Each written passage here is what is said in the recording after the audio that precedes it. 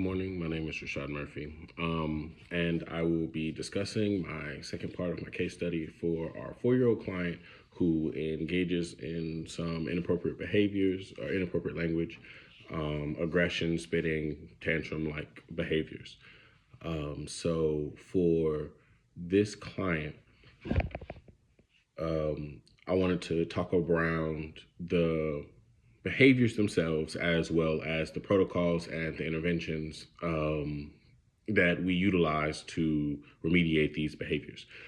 So for the sake of this case study, we will be discussing the inappropriate language and the process or the program around how we try to shape that behavior by reinforcing more functional communication and ignoring the inappropriate language. Like, we don't want to reinforce the inappropriate language through giving it attention and things like that. So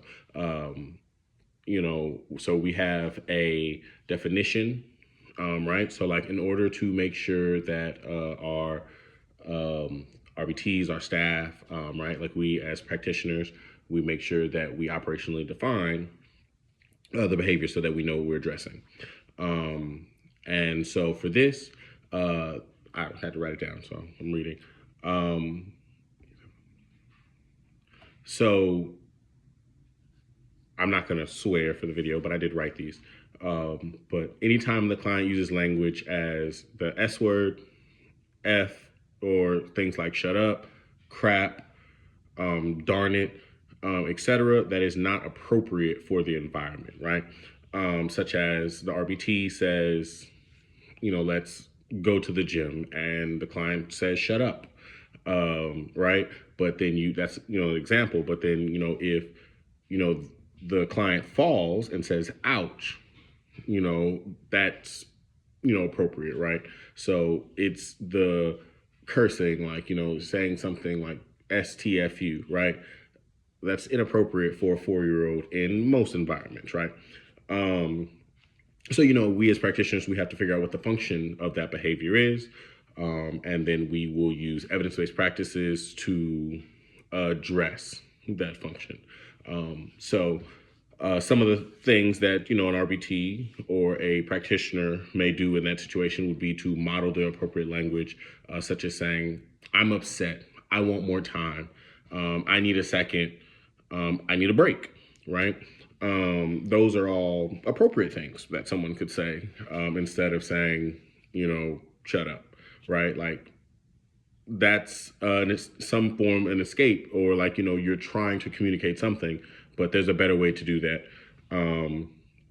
So if, after you prompted functional communication, it's not working, then, you make sure you're not providing too much attention. Like, you want to make sure you're ignoring that behavior because you don't want to inadvertently reinforce it.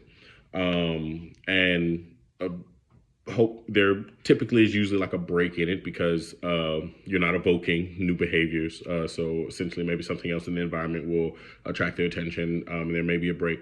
And, they kind of calm down. They have a quiet voice, the calm body.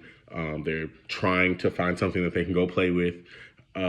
Now is the time where you want to come back in and try to redirect them to whatever the activity was, the demand was, right? And then, you kind of rinse and repeat as you go. So what is happening here is, the inappropriate language kind of operates as an escape, as an escape. They're trying to, and it's being maintained by being able to escape, right? Like, if I tell you to shut up and you're like, oh, dang, right? Like, you just said, let's go. And I said, shut up. And you were like, oh, well, I guess he doesn't want to go, right? Like, you made that association because of the, the anger, the behavior that was presented to you. But essentially because what you realize, like, you understand that, the communication, but you realize that child is trying to say, I want to spend more time playing with these trucks. I want to keep digging up rocks. I just like seeing trees and hearing the birds, right? But like, that's a complex phrase. So they just tell you to shut up, and they try to go back to what they're doing. You try to take them They may engage in aggression, right? Like they're trying to push you off of them. They're throwing themselves on the ground. They may try to run away, right? So, we want to address that and utilize an evidence-based practice of functional communication, which allows to create a replacement behavior for a replacement phrase, right? That will still get them what they want, right?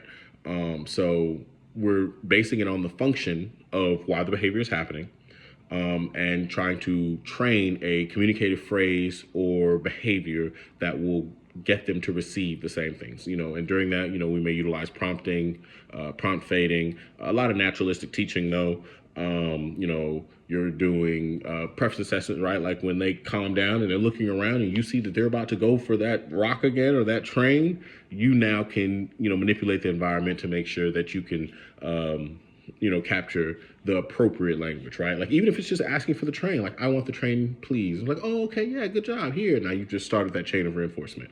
They just contacted reinforcement. So with this client, that's what we essentially do. Because